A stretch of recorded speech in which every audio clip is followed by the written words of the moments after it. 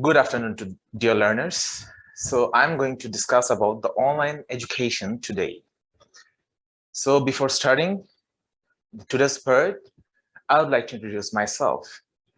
My name is Nafiz Imtiaz and I have been teaching IELTS for the last 4 years in different institutions without any sort of difficulties. I have been teaching students in a decent way for the last 4 years.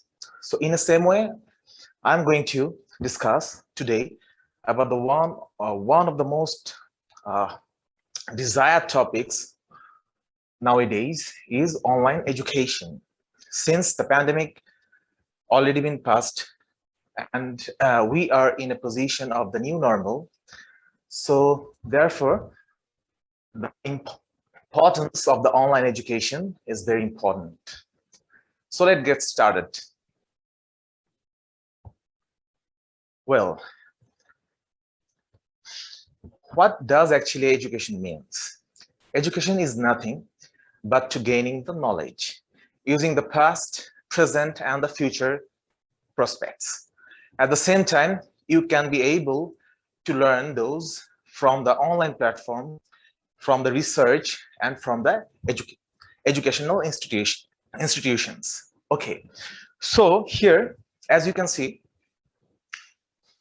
online education is a form of education where students use their home computers through the internet. For the last 19 or 20 months, students are now taking classes using the online platforms. Like the apps like the Zoom, Meet, and the Skype, they are used to get the information or to get the educational materials from online. For many non-traditional students, among them, all those who want to continue working full-time or raising families, online graduation and courses have become more popular nowadays. Apart from that, online education is electronically supported learning that relies on the internet, and the teacher student interact with each other through the app. There are several types of online education that includes computer-based training, web-based training. Actually, all sort of online education that requires computer, at the same time web-based training. From the web-based training, learners can get the information, they can get the materials from the website. Internet-based training, actually it also included in that part. Online training or e-learning. Since from the beginning of the pandemic, now we are in a position to learn online. So there are several institutions, they are providing e-learning through using different apps. At the same time, they are offering the degrees as well and learning. To some extent, students can get differentiated materials and their prospects from the teachers using the mobile as well, since you can use those apps, aforementioned apps, in your mobile phone if you have the decent mobile with you. Computer aided distance learning, it also includes in a similar way. So there are some subtopics types for online education, like online education. Okay, it depends on fully online degrees, and you can earn the degree through online. Here in this sort of courses, learners or students definitely will get the certificates from their respective institutions. There is no exception of that. Okay, let's move on to the next part. Second one is the hybrid education here as well. It's a mix-up of the online education at the same time on-campus education.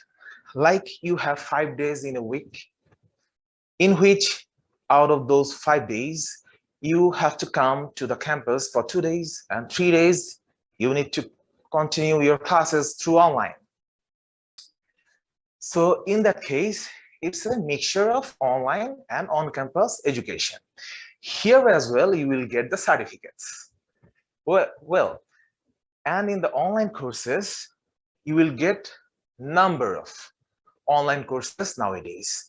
Platform like Udemy and different sorts of platforms, they are offering courses.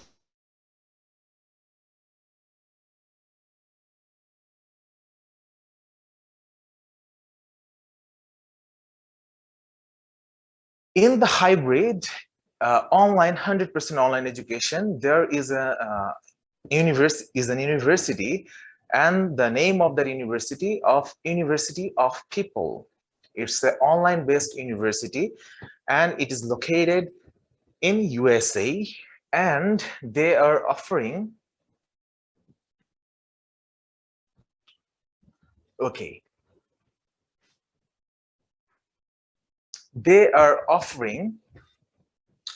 differentiated programs, and you don't need to pay a penny for that. But to secure a certificate, you need to pay a very small amount of money for that.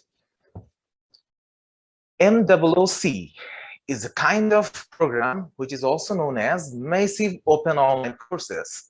Here, you can deliver your lecture using the classrooms like Meet, Google Meet, or Skype, as many as 10,000 students or learners. It's a big platform, and you can offer the students a quality education. And the types and the way of teaching the students, I'm going to share this with you later on. So now the merits or demerits, or you can say pros and cons of using the online education. To begin with, the merits: efficiency. Since the involvement in online education is much more widespread, due to this, the efficiency, the output from the students can be achieved in a higher percentage in contrast to the offline or on-campus education. Accessibility of time and place. Since you can take and teachers can take classes online and students can participate online, so there is no binding in it. They can avail their courses anytime. At the same time, you don't need to be seated in a place where you can get the classes, since there are different backgrounds available over there, and you can avail those backgrounds and you can take your classes anytime. At the same time, teachers can give you the feedback, even though in the evening session or at late night. Affordability. Since online education doesn't need that much of materials, like you don't need to be able to provide them classrooms, the chairs and tables, the computers. So you don't need to pay for the electricity bill that much. At the same time, you don't need to decorate your overall classrooms or overall institutions. So it's quite affordable at the same time. And at the same time, you can offer students a good competitive fees for the courses. Improved students' attendance. Since on-campus education, students need to come to their institution or your school or your educational institution. Since it's an online platform, and here you can take apart the class through online, and you can be seated at your home, even though you are sick, you can take or attend the classes. So the percentage of attendance is much more higher in this online platform.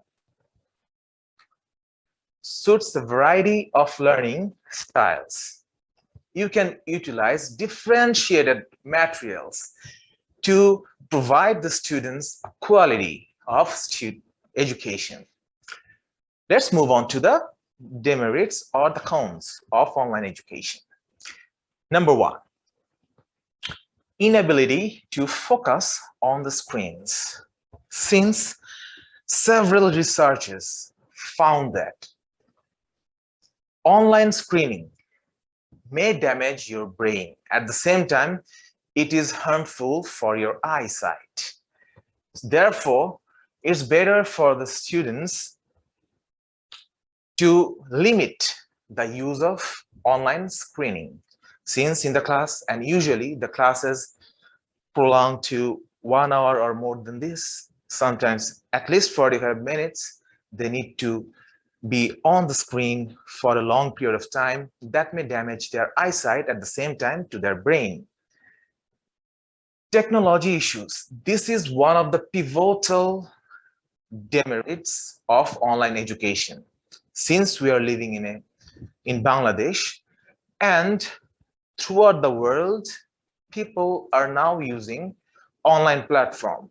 So there are some internet issues regarding this type of online educational platform. Due to the internet disturbance, you may not provide the quality education. You may, your overall screen may be buffered, and student may get distracted. At the same time, teachers also. Sense of isolation. Since due to pandemic, we need to be isolated. At the same time, we need to maintain the hygiene. So here in online education, you can be isolated and there is no risk of getting affected with anything like COVID-19. Okay. So this is the thing, but students, they are the teenagers mostly, they may be affected with different issues, mental issues. They may feel they don't have the friends with. They may be distracted, at the same time demotivated. Teacher training. Here, as you can see, teachers need to provide or nurture differentiated things while they are providing their lessons. Here, in this type of topic or in this type of platform, teachers may not be able to achieve certain types of training through online, which is required to be presented in the classroom. Manage screen time. This is the subtopic of the first part.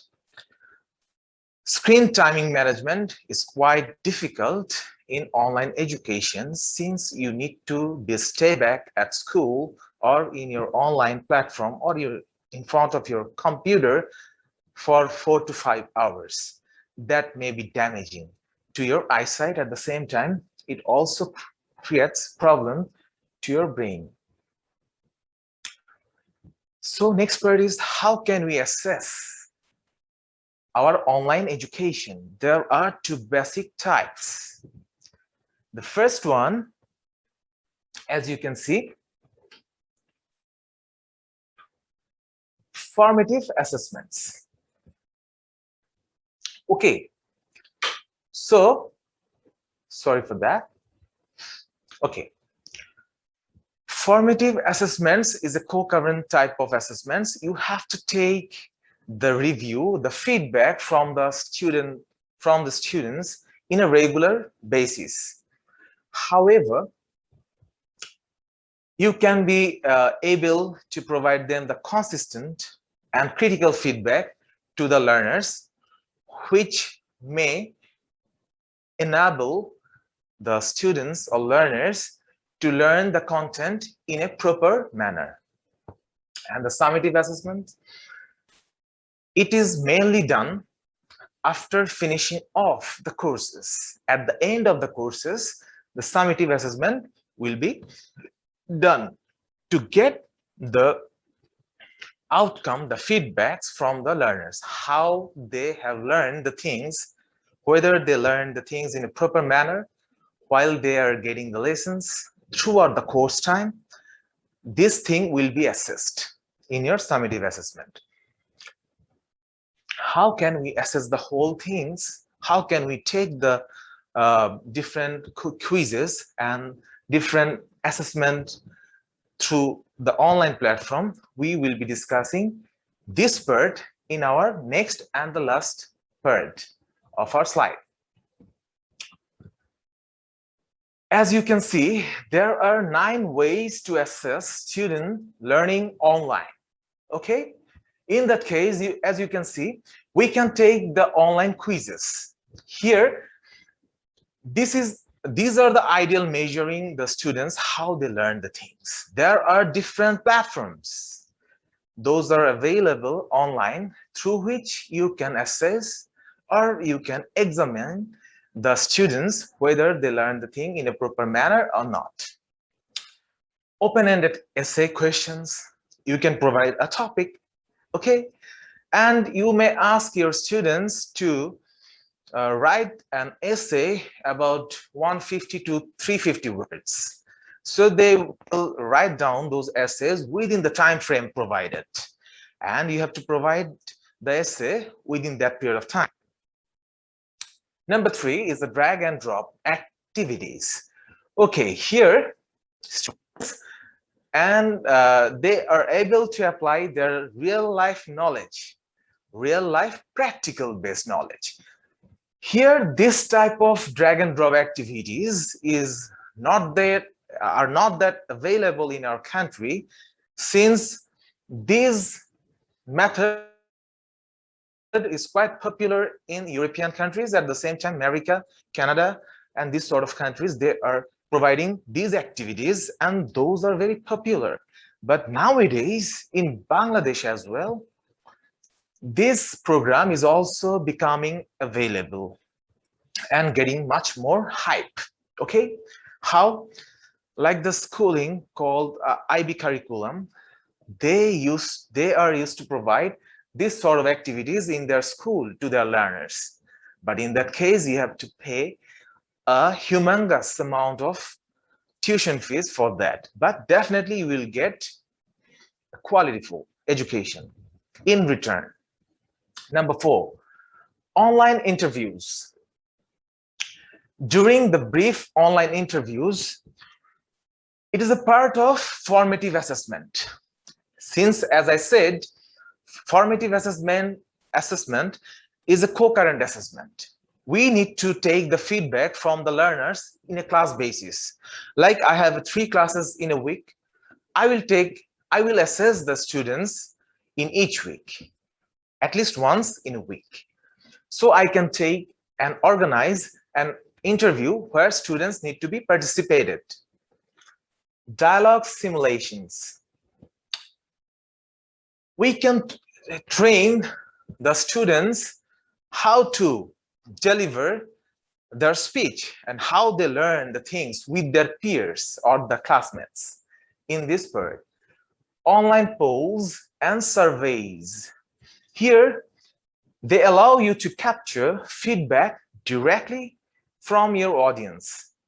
From the audience, using or applying the audience, you can provide this sort of education. Game type activities. Even you can link or merge your content, educational content, with the game. So the teenagers or the youngsters, adolescents, they will be encouraged to participate in this type of Quizlet. Since you have merged the education with the games, so they are very much fond of games. So if you relate that part, definitely students will be much more proactive about their PERT, peer evaluation and review. As I said before, in the dialogue simulation PERT, peer evaluation can be done in online platform as well. Here, the participants, they are usually the classmates, will be able to provide differentiated or will be discussed different things relating to their education. Forum post that can be used when we want learners to interact as a part of learning process. So this is another part, but the least common part of online platform. Well, so we have discussed different things here in online education. We'll provide them the formative assessment as well as the summative assessment and differentiated methods applying those PERTs, but still there may have some loopholes. Okay, to combat that situation, we may design this reflective improvement cycle. It can also be defined as RIC, abbreviated as. Okay, so in the reflective improvement cycle, after providing those contents simultaneously or providing them those parts in accordance to be able to make them sufficient, to make them potent,